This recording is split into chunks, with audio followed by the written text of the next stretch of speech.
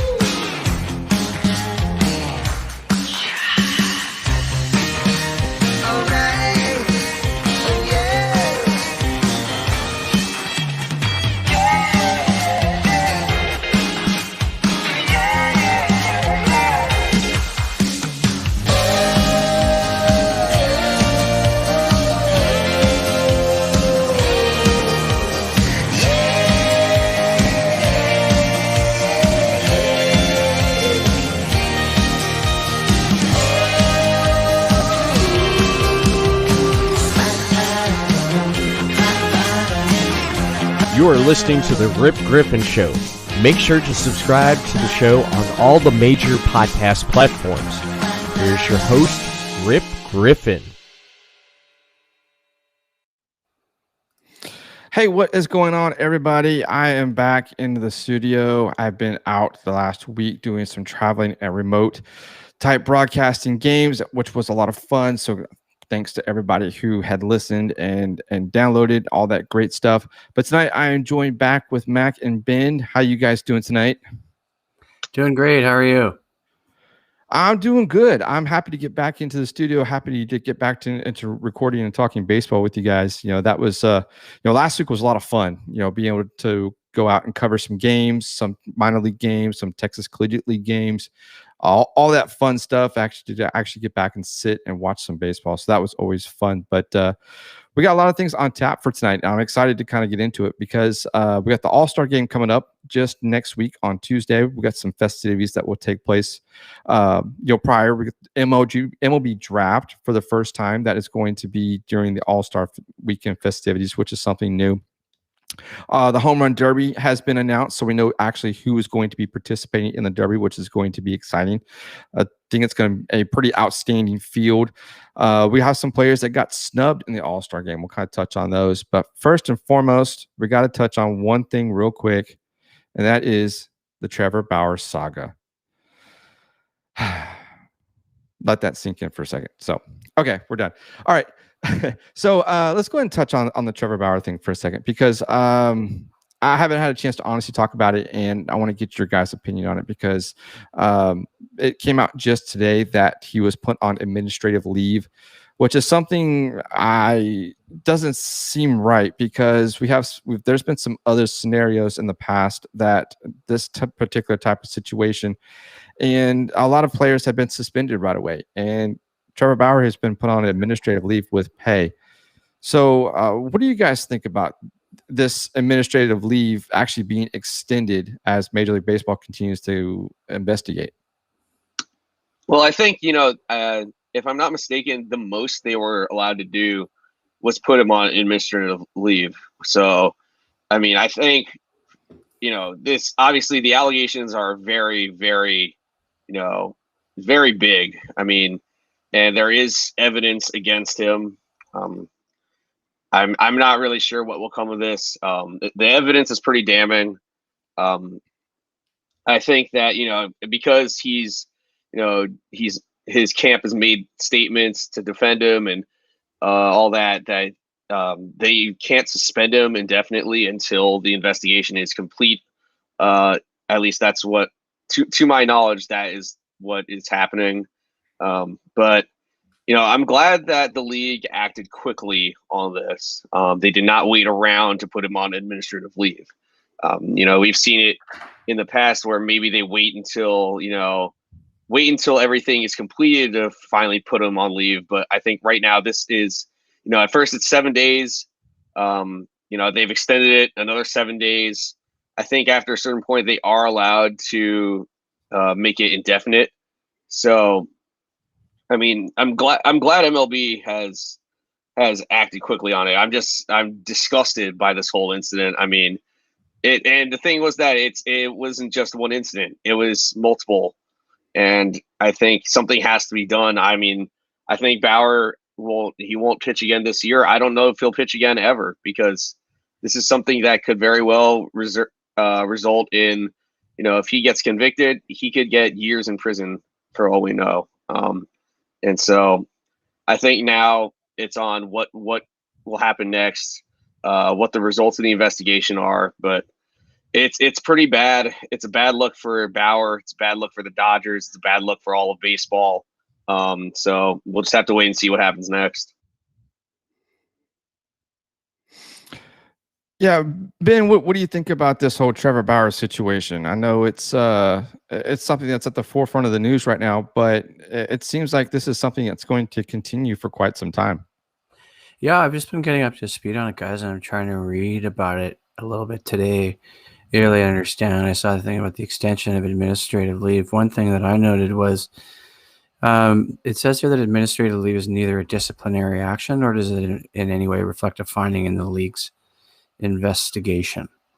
So I have to go along those lines, and I think these days these allegations come out, and as soon as anybody says anything counter to the allegations that it didn't happen or it's not true, people get upset. But I think we still have to also respect here the rights of the victim and of Bauer, and respect due process until the investigation's completed and it's proven. Right. I'm not saying that, again, we talked earlier about the Mickey Callaway case, right? Yeah. Look what happened there. And people said it wasn't enough what Major League Baseball did to Mickey Callaway, that he could still, as guys, correct me if I'm wrong, I believe, apply for reinstatement at the end of the 2022 season. And so I think these claims seem to come up a lot in social media and on the media these days. And there's immediate need to either convict or to immediately throw Trevor Bauer under the bus. And I'm not saying I agree with that, but I think we still have to wait in these cases sometimes and see what's going to be proven. And I'm not discounting her claims at all. But sometimes when these are so far apart, what the victim has said to what he has said, and Bauer said it was consensual, it's really tough, right? Right. To just automatically write the person off either way. Right. And either person. And Chris Wilson is in watching right now, and he says the judicial process has to take place. Yeah. So it could be a while. So I completely agree 100%. This is something that's not going to go away overnight, unfortunately. I mean, especially for the victim's case. I mean, I'm sure she's ready to get this behind her. But I that little bit that you mentioned about the due process, there was that tweet that Ken Rosenthal put out with his statement from his co-agents John Fedorov and Rachel Luba. They continue to refute the woman's allegations in the strongest possible terms, and Mr. Bauer vehemently denies her account of their two meetings. So he's denied it, which I can understand now is why Major League Baseball has put him on administrative leave, similar to the Mickey Callaway thing. So that's where the investigation part has to come into play. Something like this is not going to go away. But I found it interesting as well that the fact that a lot of his Dodger teammates have basically distanced themselves from him on social media, on their Instagram accounts, and the Dodgers have distanced themselves as far as bobblehead promotion nights, jerseys, things of that have been taken out of their team store. So it almost sounds like the Dodgers are not really wanting to have any part of this right now, as this could lead to a possible distraction from the team and what the team is trying to do, because they are competing for a division title, sitting right there in the middle of the division right now. Yeah, but I can see the Dodgers why they're doing this, and it's to get this out of the way, and when justice does come is served, and we find out exactly what it actually is going to happen. So it'll be interesting to see how this all kind of plays out with how Major League Baseball handles this type of situation and this type of it's a delicate situation, but it's also a very severe situation. Especially for the victim as well. But something that Major League Baseball will continue to work through, but that's kind of one of the things I kind of wanted to just kind of spend the first few minutes of the show kind of talking about, because the premise of this show tonight is actually to shed light on the All-Star game, which is fast approaching, which will be here next week, Tuesday. It's going to be exciting. And one of the things that a lot of what we saw, especially with the rosters and the lineups being, published, is the fact that there are a couple players that, well, one in particular, which is Mike Trout, that was made the roster on the starting roster, but he is injured. What do you guys think about this? Do you think about if a player like Mike Trout, even though he's on the 60-day IL right now, should he continue to garner votes and take away possibly from somebody who actually can start and can participate in the All-Star game? Well, here's my thing is that, it's one thing if it's a player who's injured and he hasn't played at all, or when he has played, he's doing poorly. In that case, it's like, okay, I don't know why you're voting for that person. I remember in 2013, when the All-Star game was at Citi Field, I remember Derek Jeter, who had missed basically the whole season, was garnering All-Star votes, like a lot of them. And in that case, it's kind of ridiculous. But then you got cases like with guys like Mike Trout. And I know someone who didn't make the All-Star team, Byron Buxton. They were getting a lot of votes. Right. Those guys were both tearing the cover off the ball when they were healthy. So I think, with guys like Trout and guys like Buxton this year, and, in the past, we've seen other players get off to hot starts and then get injured. I think I understand why they get votes. It's more so concerning when guys who've played maybe 5 games and are hitting like 100, when those guys are getting votes, that's when I'm concerned that fan voting maybe needs to be cut back a little bit, because I think Trout definitely is deserving of an all-star spot, but obviously he can't play, which at least the one good thing about this though is that he can be replaced on the roster. So now that's my that's what I'm interested in, is who's going to replace him in the starting lineup, and who's going to replace him on the roster. It'll be interesting because there are a couple guys that have been added to the reserves that could definitely take his place. Ben, what do you think about Mike Trout being on the starting roster for the All-Star game, but unable to actually participate? Yeah, I think I mentioned this to you guys earlier in a private chat, and I thought it was a bit ridiculous. That's like he is out. It's been well publicized on the 60-day IL. I understand people are voting for him maybe based on last season or because he's Mike Trout, but I don't have issues with the Major League Baseball All-Star game voting process. But Mac is right. Let's focus on, who's available. And if you look at outfielders, Trout, Aaron Judge from the Yankees, and Teoscar Hernandez gets his first All-Star game start, which is fantastic. Mm-hmm. Somebody who watches the Blue Jays a lot has seen what a guy like Teoscar can do, and he is awesome. And here we are, though. You've got Byron Buxton as the runners-up, and you got Michael Brantley. And you got Cedric Mullins from Baltimore. So there's some really good opportunities there, guys, for some alternates, and some guys who are really deserving, who didn't get in. And so if this article that I researched on the All-Star game is correct, and Buxton is the next runner-up, or how long is a guy, and a guy I like a lot, and Michael Brantley been around, he definitely deserves a shot in my book. Oh, absolutely. So there's a great replacement for Trout. So, I think it's kind of odd when people vote like that and then he's not available. But look at the other side too. I think 2 guys from the Astros, is it Correa and Altuve? They opted not to play in the All-Star game. So I think that's another angle and a way we can look at this All-Star game and this sort of the voting process and the nominations and the funny things that happen. Yeah, that was interesting to hear today with Altuve and Correa both stepping away from the All-Star game and electing not to actually participate.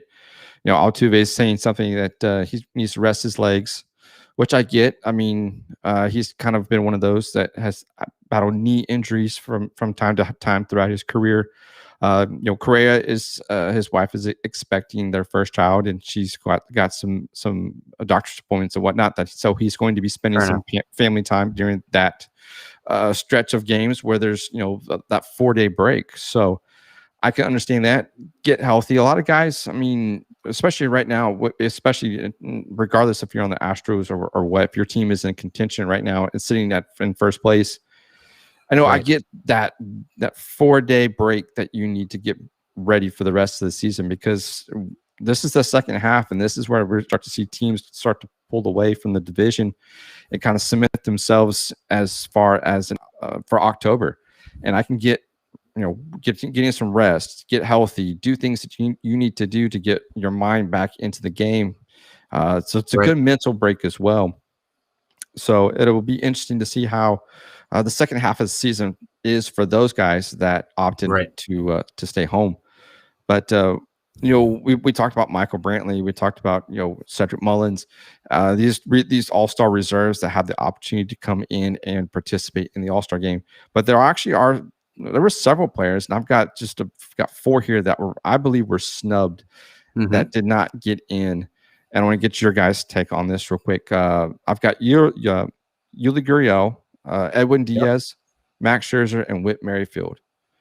Now, I think Yuli Gurriel should have gotten in because he was at the time he had the second highest batting average behind Vladimir Guerrero Jr. Right. I know he's Vlad Jr. was the leading vote getter throughout both leagues. Yeah. But Gurriel has been very consistent at the plate this year in the way of run production. He hasn't. He's drawn more walks than he has since he's been in the league. Mac, you've got Edwin Diaz. Do you think he got snubbed? Yeah. So Edwin Diaz. The hard part with Edwin Diaz, though, is that and I tweeted this out yesterday. For the longest, his first year in New York, he had a chronic home run problem. His ERA was north of 5. I mean, he was just a disaster, and everyone's saying, "Oh, he can't handle New York. He can't be trusted in close situations." Then last year, he bounces back. He did have a couple of not as great outings, but he had a great 1.7 ERA. He struck out, I believe, 45% of the batters he faced. Great bounce back year. This year, it's just been, he's been fantastic in save situations. Only 1 blown save. He's allowed 2 earned runs in all of his save chances. But his ERA in non-save situations is over 6. Ouch. And it's concerning, and it's inflated his numbers. I mean, you look at the other relievers who made it for the National League. Mark Melanson's having a pretty good year. He's leading the league in saves. Craig Kimbrell's having a fantastic bounce back season. Josh Hader has been almost automatic. The Mets actually beat him yesterday, though. Jose Peraza was the first guy to go deep off of him. That was Hader's first blown save of the year. But then you look at Alex Reyes, who is the 4th and final reliever who made it. And he's a guy who's averaging about 7 walks per 9. But his ERA is below 2, and he has 20 saves. So he made the team. I think that Diaz could easily be there instead of Reyes. Heck, you could even make the case he should be there instead of Melanson, because Melanson's had a couple of rough outings lately. So I do think Diaz got snubbed, but I honestly don't know if that was even the biggest snub from the Mets roster, in my opinion. Who else do you think should have gotten in on the Mets? I think Taijuan Walker was the biggest snub on the team. Oh, okay. Walker, he was one of the top prospects in all of baseball back in 2013. I saw him pitch at the Futures games that year.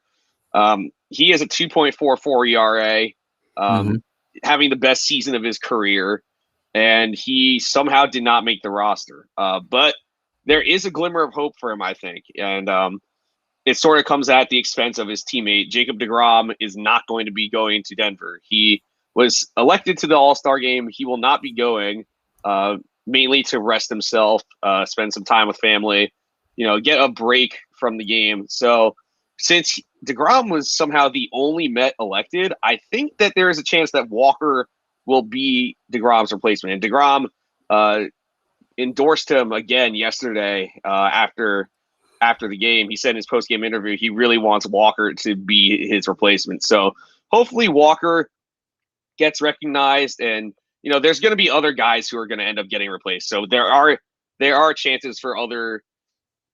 especially for pitchers, there are chances for guys who got snubbed to make the roster as replacements. So, because remember, the rosters aren't final yet, so we'll just have to wait and see. But I hopefully, I'm going to the Mets game. I'm supposed to go to the Mets game tomorrow.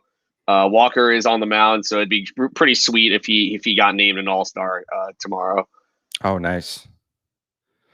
And then one of the other guys, Ben, I don't know if you've been following him a whole lot, but Max Scherzer. I haven't a lot. I just remember Max Scherzer's big thing in the last couple of weeks was his big flame out when he got checked for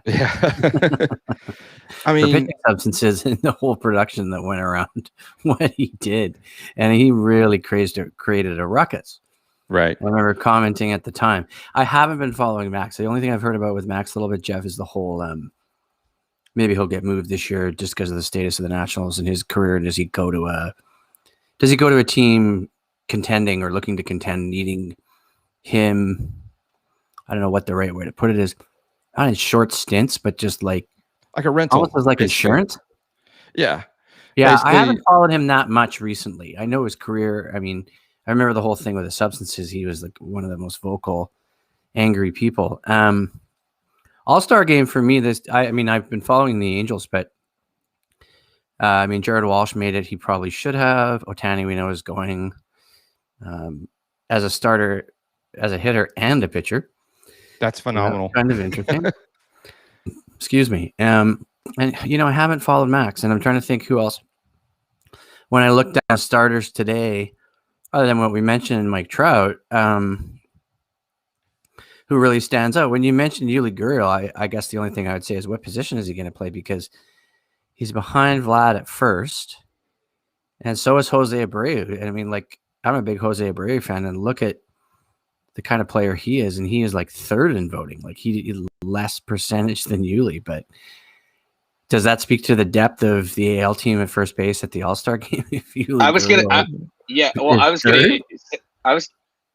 say that. The thing is that Gurriel, as great as he's been, I mean, you got to look at who else made it at first base for the AL. And you have Vlad Guerrero Jr., who's been absolutely outstanding this year.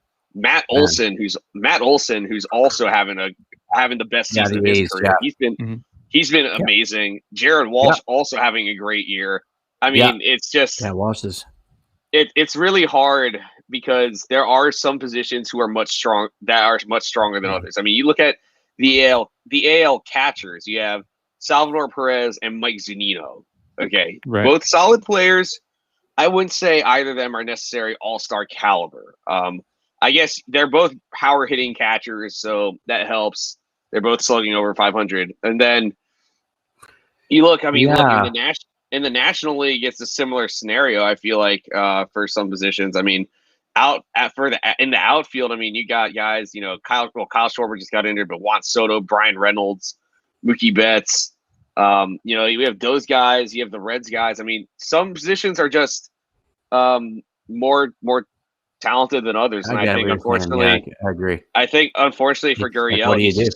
He's stuck behind those guys. I mean, I as much as deserving as he is, it's hard to find space for him, especially because also the Astros have multiple. I mean, Correa and Altuve aren't going to be there, but you also have Brantley, you have Presley. Like they have 4 guys already elected. It's kind of hard to give a 5th when there's already given the position and the team he's on. It's hard to do it. Right. And you mentioned Mookie Betts too, which is him coming in as a reserve, which is something we probably have, especially at his level and especially where he's playing right now, is something we've never seen before, is in the way of him coming into making the All-Star game, not as a starter, but as a reserve. So that's something, kind of head scratching there, but he is in the All-Star game. But, going back to Scherzer for a second, I mean, right now he's got a 2.10 ERA. He's 7-4. He's thrown 127 strikeouts and 94.1 innings pitched. So he's right there at the top of the league, especially when it comes to your ERA.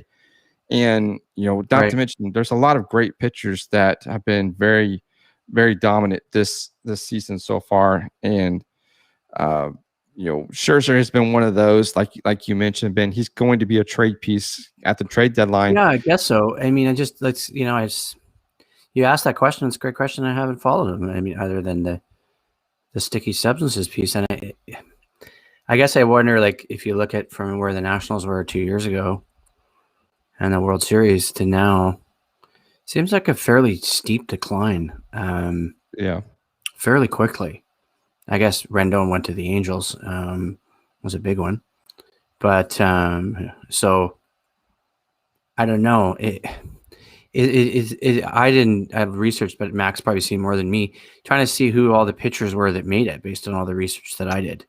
Well, I'm looking at it, and I mean, this is some of the guys in the NL, like Trevor Rogers and German Marquez are both their team's only representatives. Right. The Brewers, on the other hand, have two starting pitchers alone. I mean, they have Corbin Burns and Brandon Woodruff both there. Right. Jacob deGrom is also, due to this, I mean, that's the thing, is that unlike other sports, the MLB All-Star Game requires that every team has a representative, which is both a good thing because it can give some lesser-known players some time in the spotlight. Exactly. But it could also be a detriment because some deserving players get left off as a result. Right. I think Scherzer is having a fantastic season. He's not the only one who got snubbed, especially on the pitching side. I mean, the pitchers have been just so good this year. I mean, Walker Buehler's having a great year. He didn't make it either. Yep. Freddie Peralta for the Brewers, he's been fantastic. I mean, and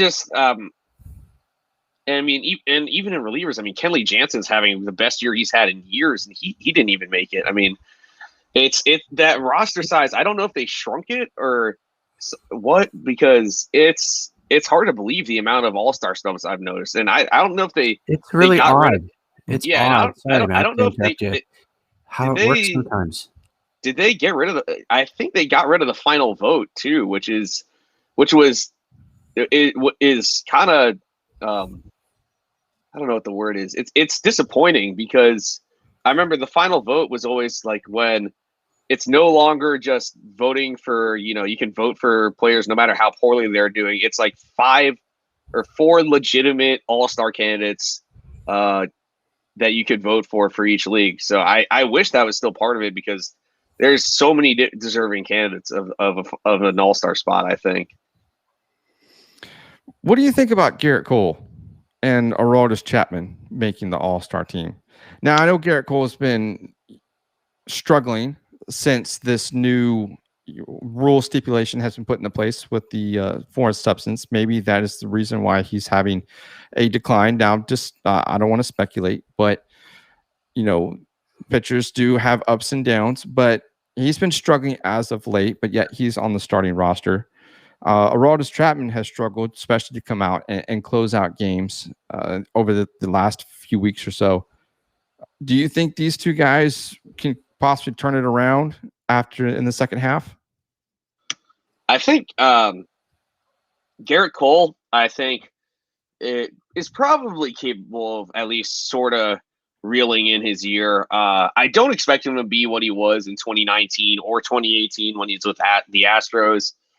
He struggled pretty badly in his last couple of starts. He allowed 6 runs in 5 innings to the Red Sox, and then against the Mets this past Sunday, he allowed, if I'm not mistaken, 4 runs in 3 1/3, which was his shortest outing since he was with the Pirates, which was awful. His ERA is up to 2.91, which is still fine, but considering where it once was, it was it's just not what it used to be.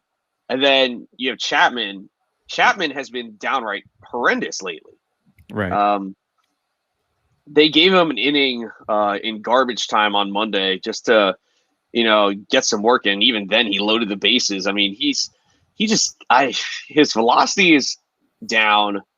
I mean, I watched him pitch against the Mets that Sunday too, and he just did not have anything going. I mean, first he allowed a game-tying homer to Pete Alonso. Then he goes 0-2 on Michael Conforto and just bails him out by hitting him. I mean, he didn't retire a batter that outing, which is crazy because that's the same day they selected All-Stars, and by then his ERA had ballooned to 4.7. Like his ERA was, I believe until the middle of May, it was 0.00, and now it's after that outing on Monday, it's 4.55. If that's all-star numbers, and Edwin Diaz is not an all-star, I get it, different leagues. But if you can make the all-star team with a 4.55 ERA, then heck, I guess anyone can be an all-star in that case. Well, it's pretty bad. I mean, looking at it, I'm just looking at his numbers here. Oh man, he's gone from being the Cuban Missile to being grounded. Well, 4+ ERA is like not all-star numbers. Like not even a +3 ERA is all-star numbers, right? His WHIP is like 1.4 something. Oh man, look at his strikeout numbers are still high, but like he's all of a sudden he's allowed. Hang on, I'm pulling up. Ouch. So he's at 1.5 homers per 9, 6.7 walks per 9. That's he's had command issues in the past, but that is downright terrible. Yeah. So I mean, I don't know who picked how he got picked for the All-Star game. It's just that's a guy. How did he get picked? Because if it wasn't by fan voting, it's not. Yeah, I think it's by the AL manager. No, it's apparently it's the player ballots and the MLB commissioner office. What's it called? They collaboratively pick the reserves and the pitchers. Really? So I mean, I don't know. I didn't know that part. Thanks for telling me. It's no longer the manager picks because I mean, I don't think Kevin Cash would have selected that because that's beyond me. I mean, look, we were talking about Mookie Betts earlier. Mookie Betts is having a pretty rough year by his standards. I mean, he's saying 247. You're not hearing as much about him when you think about the 2018 All-Star year, even 2019, and then moving to the Dodgers with David Price, and then even what he managed to do last year, and they won a World Series title. You know, given the shortened season, he did. I mean, he did well last year. He was just. If I'm not mistaken, he got second in MVP voting, but this year he did. He did. Exactly. So I mean, it's like okay.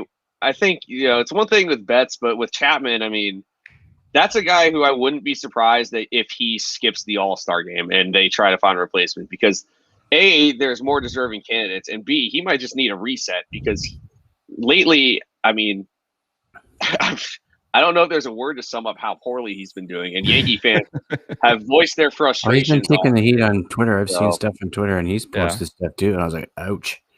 Yeah, I mean, I don't. To me, what he's going through right now reminds me a lot of what Edwin Diaz went through in 2019. So happens to pitchers, and the fans are on them, and it's like even with Cole, right? It could be substances, and it's like I have to look back at some of the trends in other pitchers besides Cole, in past seasons where now because of the sticky substances thing, guy takes a turn for the worst for a while and a trend, and now people think it's because they pulled the sticky substances. Pitchers do that all the time, right? Like how many bad starts? You know what I'm saying? Oh, yeah. For sure. Not just saying Cole. They kind of go, oh, I'm not throwing as well for this reason or that reason, or I'm not locating pitches as well. I'm not, it's got nothing to do with substances, right? And I'm going to be curious on how he adjusts in the second half because clearly he's had a couple of rough starts. So we'll see. I think though with starters, with starting pitchers, they can reel in their seasons a little easier. With relievers are extremely volatile. So I mean, and they pitch more frequently. So I mean, for Chapman, I mean, all these bad outings they're going to add up, and since they only pitch like 1 to 2 innings each time out, their ERAs inflate like crazy. So but that's the thing, and I've heard that before, and I can't remember I heard it. Which broadcaster, which podcast, and read about it that do you judge relievers and starting pitchers the same way? And it's because you're right, Mac. They get it put in a situation where their team's up by a run. It's a high pressure situation. There's 2 guys on base. There's 1 or 2 outs, and they have to get a guy out or get a guy to hit into a double play because their team's in a jam, and they could get 3 runs. Or sorry, if there's 2 guys on, 2 runs scored against them, potentially 3. As opposed to starting a game with nobody on base and the game started, and you're you're throwing the first pitch, right? It's a challenging situation for any reliever. And you're right, it's more volatile, just given some of the situations they're thrown in, or they're cleaning up, or throwing 2 innings after their starting pitcher lasted 3 innings and gave up 5 runs. So they can't surrender anymore. Yeah, exactly. It's a really tough situation. Sometimes I think people hate a player, they don't like Chapman, or they don't like the Yankees. So they're thinking like, oh, great, here's a good chance to bash on this guy, just because he's had a couple of bad outings, right? So it'll be interesting. I think, as we've said before on the podcast, guys, like and on the show, that, you can't judge a guy on half a season, and the season really gets tough when it's like August. Then you can really tell who's got the players or who needs the players. And I don't know exactly when the trade deadline is this year. Maybe you guys know, but that's a real indicator when you're leading up to the trade deadline and teams are going to be buyers, right? And they're leading a division or close or in a wild card spot.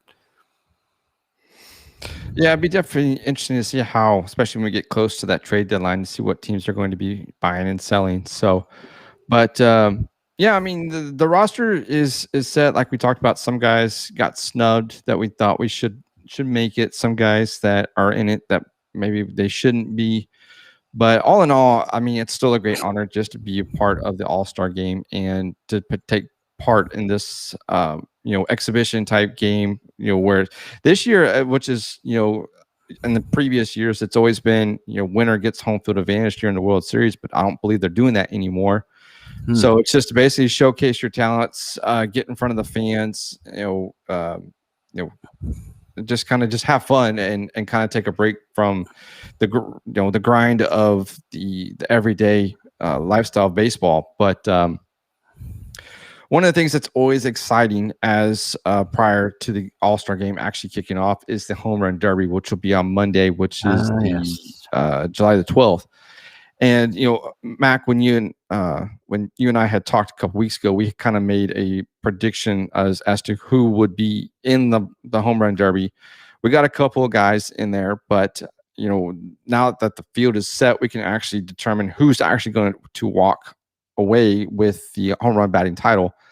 Now the field is set with Shohei Ohtani, who is leading the league right now in home runs with 32. He's got a .279 ERA right now. No, ERA. Batting average. Wow. Well, I don't know. I mean, he is a pitcher too. So, but yeah, Juan Soto's coming in with 11 home runs. Salvador Perez coming in at 20. Pete Alonso, your Met, Mac at 15 home runs. Joey Gallo's making his first home run derby appearance. He's got 24. He's been tearing it up so far in the last couple games. Trevor Story's coming in with 11 home runs. Matt Olson, who we just talked about at first base, who's got 21 home runs. And then Trey Mancini, which is great to hear that he's going to be participating. He's got 15 home runs. So this is a pretty excellent field. A lot of first-timers that are in the field. We've got one that's trying to defend his home run derby title in Pete Alonso. So let's just kind of kick it off. I know we've got Shohei versus Juan Soto. Who do you think is going to win that battle going into the next round? I think Shohei is going to – this isn't really going to be close, if I'm being honest. When I think, Juan Soto, don't get me wrong, he's a great hitter. He's not really hitting for power this year. And so I think Ohtani, I mean, he's just hitting everything he sees. He's hitting out of sight. As great as Soto is, I don't really think of him as just a pure home run hitter. So I wouldn't be surprised if he puts up a bit of a fight, but I think this is going to be all Shohei here. And I cannot wait to watch what Ohtani does in this derby. Right. It's going to be interesting because when you compare the two on paper, especially when we look at the longest home run, Shohei's got the longest home run out of the two at 470 feet. Soto's got 437 feet. That was against the Braves on June 2nd. When we look at exit velo and hard hit rate, Shohei beats him there at 117.2 miles an hour when he did that just a couple weeks ago against the Yankees. And then Soto against the Reyes back on June 29th had 113.4 in a mile an hour hard hit rate. So obviously, Juan Soto kind of he'll definitely give Ohtani a run for his money. What do you think, Max, since you cover the Angels and you're familiar with him, how do you think this round will go? Did you mean Ben? I don't cover the Angels. Ben, I'm sorry.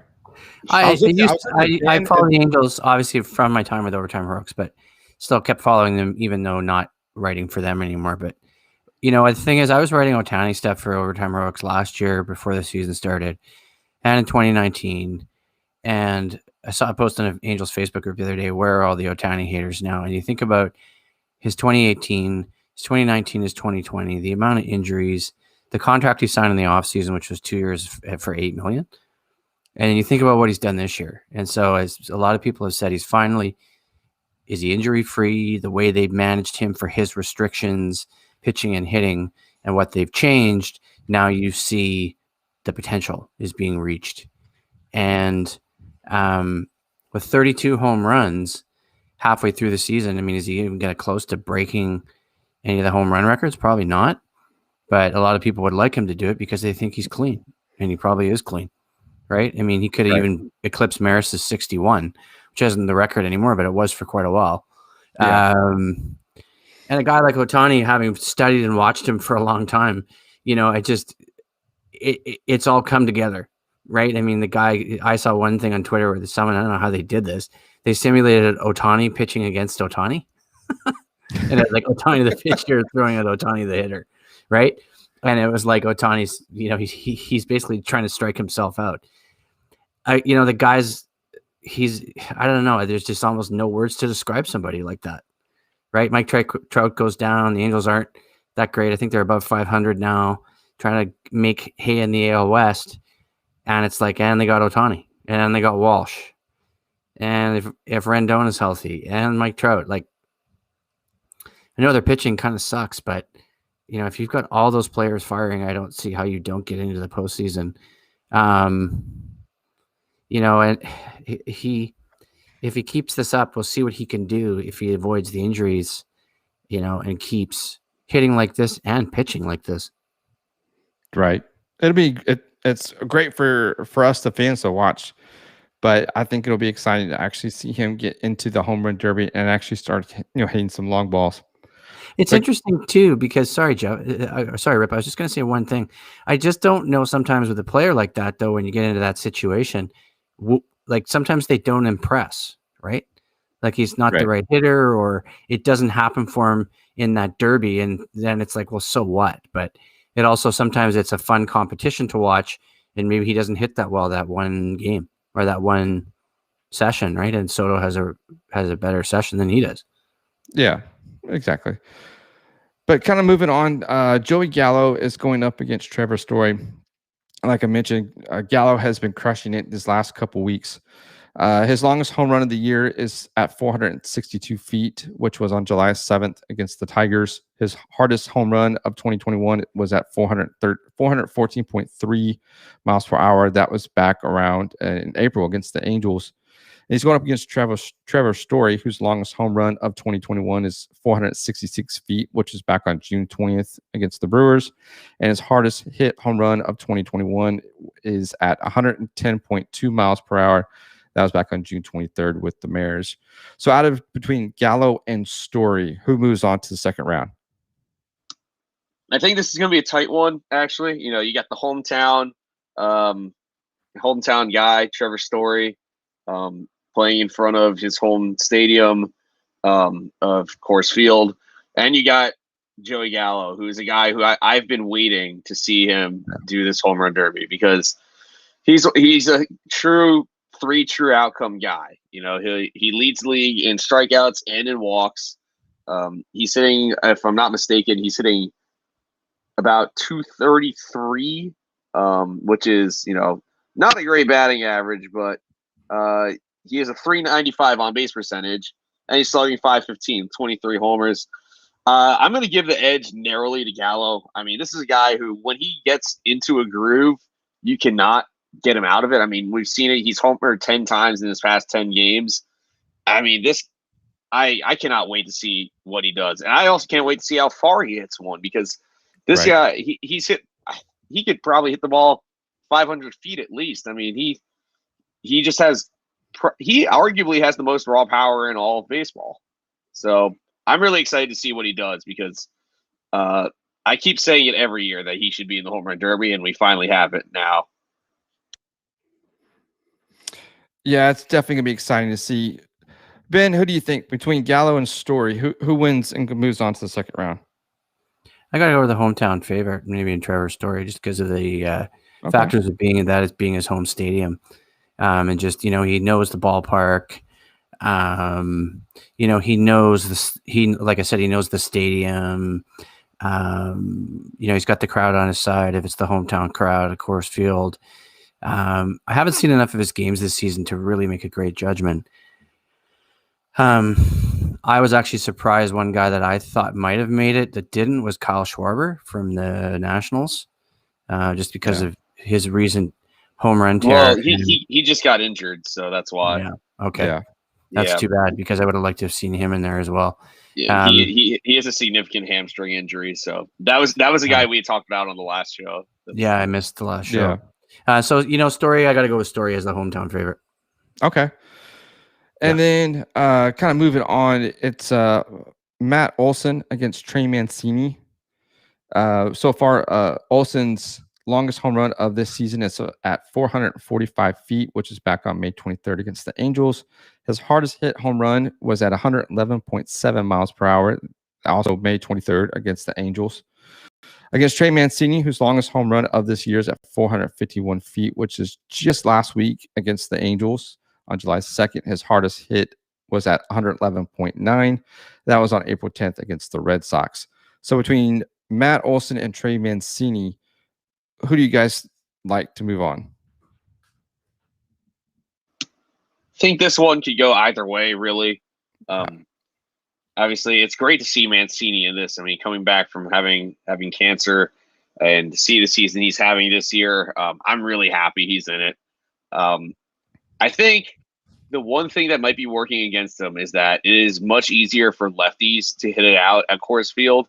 The fence is shorter to right field compared to what it is for righties. So I'm going to give Olson the slight edge, partially because of that. I really think this can go either way, though. I think it's going to be a lot closer than the other two rounds we've talked about. So I'm going to give Olson the edge, but I wouldn't be too surprised if Mancini pulls it out. Ben, what do you think? I like Olson from the A's just because of his numbers in the season that he's having. I don't think the A's are first in the AL West without Matt Olson and Matt Chapman for sure, the two Matts. Remember, they sure beat up on the Angels earlier in the season, the two of them. And so I like Olson as kind of like a feel-good story, or just the fact the kind of season that he's having. 21 home runs. He's got an OPS at 932. That's pretty elite level. On base percentage plus slugging, right? So, and for Mancini, as Mac mentioned, coming back from the cancer diagnosis, and we all know how bad the Orioles are. They're way, way back in the AL East, right? Everybody wrote them off at the beginning of the season. They don't have any hope of getting anywhere near there. It'd be nice for them to see Mancini do something in that derby. It'd definitely be exciting to watch. I think it will be exciting. And I was reading one thing, guys, today, whereas it's like I don't think one of the reporters that said there's no real one way to predict the home run derby sometimes. Right. Right. Like exactly. I said, like just because you got Ohtani as the home run leader, what if he has a crappy outing in the first round against Soto? That's it. Yeah. Right. He's done. Right. Exactly. Exactly. Okay, so kind of just to quickly wrap up the first round, Salvador Perez going up against Pete Alonso. Perez's longest home run of this year was at 460 feet. That was on May 4th against the Cleveland Indians, which was also his hardest hit home run at 414.2 miles an hour. And then, of course, Pete Alonso, who is defending his title, whose longest home run was at 443 feet on June 30th against the Braves, and his hardest hit was at 115.4, which is back on April 21st against the Cubs. So out of this last showdown here, who moves on to the second round, Perez or Alonso? I got Alonso. You got to also bear in mind, so Alonso has hit 15. He also missed a couple weeks because of an injury. So for all we know, he could have more. I think one thing to bear in mind, though, is that Alonso only has one home run at home this year. He has 14 on the road, and he has great numbers at Coors Field, including a home run he hit there back in April. I think that definitely helps him, and he's defending his title. I think Salvador Perez has power, but just like Juan Soto, I really don't think of him as like a pure power hitter. So I think that I was honestly surprised that Salvador Perez was even in this competition. I mean, yes, he has 20 homers, but when I think of like big time sluggers, that's not someone I think of. So I think Alonso, comes into a ballpark that he knows and he's hit well in the past. So I think he's got this pretty handily. What do you think, Ben? Same. I'm looking at some Salvador Perez stuff here, and they're mentioning 515 with 19 homers entering, I guess, last Thursday, which is a week ago. But still, the name, and I don't really follow the rules. The name doesn't register with me as like, wow, this guy is like somebody that I'm even on my radar as a home run hitter. When you think about like guys like Ohtani or Guerrero Jr., and I hadn't realized this until Mac pointed out, and just looking at it before the show, that there wasn't an All-Star game last year, so Pete Alonso inherited his title from 2019, and we all know how well Vlad Guerrero Jr. did in that home run derby. Mm-hmm. So be interested to see if Vlad Guerrero Jr. was here, what would happen. I would love to see the two of them face off again based on 2 years ago. So I got to go with Alonso alone on how he did in 2019. Okay. So the only one that you guys tied on were Joey Gallo and Trevor Story. So I'm going to have to break the tie, and I'm going to have to go with Joey Gallo over Trevor Story. Okay. I know Story I'll be watching for it because I'm just looking at some stuff here on the All-Star game, so I'm going to make sure that I tune in for the home run derby because it's one of those things, right? It's what fans love to see. It's an exciting and kind of sexy stat, even if it's with all this, sabermetrics and that stuff around. It's not always the best way to generate runs for your team, right? Or rely on the long ball, but it's a big part of the culture of baseball. So I'm interested to see who does what. And I'm not necessarily just because I follow the Angels and like Ohtani to think that it's going to be him. It's definitely going to be exciting. Okay. So real quick, round 2, it's Ohtani versus Alonso. Who moves on? Ooh. That might be the best matchup of the whole night. If that's the thing. That's what could happen, right? You could get to the final, and then the two guys you think are the most deserving aren't even in it. Yeah, exactly. That's the toughest. That's the toughest call to make. As much as I love Alonso, being a Mets fan, I think I got to give this one just narrowly to Ohtani. I think Major League home run leader. I think this is where Alonso's title defense may end. Okay, I can understand that. It's a good stiff competition right there. So real quick, Ben, Alonso or Ohtani? I got to go with Ohtani just because of this season. Some of the stats. I'm really trying to be objective here, guys, and just independent of the fact that I'm an Ohtani fan. Because I don't think that's ultimately the way to evaluate. Just because you happen to be a fan. And looking, I guess, so Guerrero Jr. is not in it, and neither is Tatis. They're the next two closest guys in terms of home runs in Major League Baseball. So it looks like Ohtani's going to move through because he's the leader. And as a fan, I would say that would be a pretty neat side note for him, given the season that he's had. And then you've got Joey Gallo going up against Matt Olson, who moves on to face Ohtani in the final. Ooh. I got to go with Gallo here. Like I said earlier, when he gets on a roll, you can't really stop hitting homers. So I think, Matt Olson's a great power hitter, but Gallo, when it comes to raw power, it's all Joey Gallo. So I think I think Ohtani versus Gallo is honestly a great finals matchup. I think so. I think it'd be awesome to watch. What do you think, Ben? Ohtani or Gallo? Ohtani versus Gallo in the final? Yep. Tough call. As Mac mentioned, Gallo's raw power versus Ohtani as the home run leader. As a baseball person, not a fan, I'm not content to just give it to Ohtani, just based on the fact that he's leading the league. I'm having a tough time making a decision on this one. Seriously, I really am. I mean, it could come down to that. It's a good place to be in if you're a baseball fan, that you're debating the power of two premier home run hitters, and two of the guys that I think should be there aren't there. Yeah, Guerrero Jr. and Tatis, right? Exactly. So, yeah. But Ohtani still shines above them all. I'd love to see him hit 60 this season, and I'm going to go with him as the winner based on the fact that he's the leader. I agree 100%. I think it's going to be Ohtani who's going to wow us on Monday night.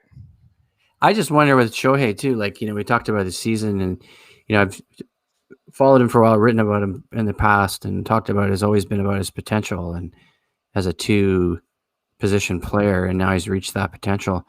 And it's just we seem to be on this hill that I wonder when we're going to get to the apex. Right? Exactly. Going up. I'm not saying he's going to crash or go down. It's just like the season, home runs, the pitching, some of his stats about some of his hard hit rate and velocity, and some of the hits he's made. Right. It just, what's going to be like his pinnacle of the season, an MVP award. And honestly, I really hope for him, and even if I wasn't following the Angels, that the Angels make the playoffs, because that's really the ultimate reward for a guy like that, who's had a season like that and is really carrying, I don't say he's carrying the team, but there's no Mike Trout to that, really, right? And he deserves to keep going. Absolutely. It's going to be exciting no matter what, especially with the All-Star game. And the best stars are on the field all at the same time, and that's one of the things that's going to be exciting, not just with the home run derby, but with the All-Star game itself. But that's kind of what I had on tap for tonight, guys. Like I said, it's going to be fun to watch. I'm excited to watch these guys in action, basically get back to an All-Star game, because we did not have one in 2020. So that's right. It's going to be exciting. I don't know about you guys, but I'm ready to watch some All-Star baseball. The Midsummer Classic. Yeah, I can't wait, honestly. Without any festivities last year, I mean, the home run derby is one of my favorite things to watch ever. I remember going in person when it was hosted at Citi Field back in 2013. I mean, nice. It's super exciting. And the All-Star game, it's now that it's no longer determining home field advantage, it's just about having fun, in my opinion. So exactly. I can't wait to see what happens next week. It's going to be fun, but that's about all we got on tap on tonight's show, guys. Let everybody know where they can follow you guys at. You can follow me on Twitter at Matthias_A_K, and you can also follow me on Instagram at Matthias_A_K0418. And I'm on Twitter at Lebaneb, Lebaneb. And you can find me on LinkedIn as well. Awesome. Thanks, guys. I appreciate you guys coming on the show tonight, talking to All-Star Baseball. It's going to be exciting to actually watch this back. Come back, from it's a 1 year break due to the pandemic. But remember to subscribe, rate, and review the show. You can watch the show on YouTube or live stream here on Twitter, Facebook, YouTube, wherever you catch all your podcasts.